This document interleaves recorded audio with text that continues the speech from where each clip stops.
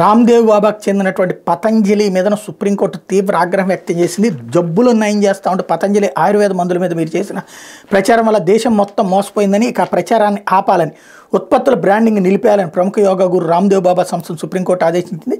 తదుపరి ఆదేశాలు వచ్చే వరకు ఈ ఆదేశాలు అమల్లో ఉంటాయని స్పష్టం చేసింది.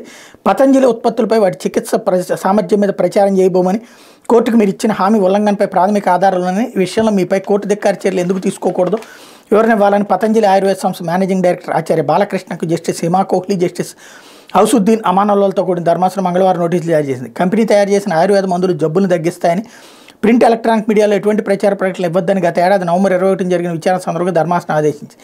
అయినా పట్టించుకోకుండా తప్పుడు ప్రచారం చేసిన పతంజలి సంస్థపై ఎటువంటి చర్యలు తీసుకున్నారని కేంద్ర ప్రభుత్వాన్ని ప్రశ్నించింది.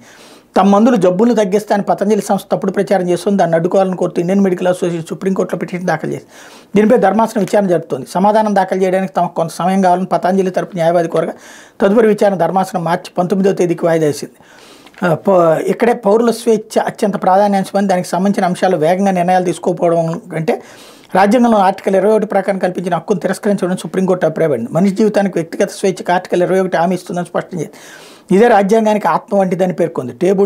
బెయిళ్లు, ముందస్తు బెయిళ్ల మీద బాంబే హైకోర్టు వేగంగా నిర్ణయాలు తీసుకోకపోవడం మీద అంశం కూడా సుప్రీంకోర్టు నిన్న సీరియస్గా స్పందించింది.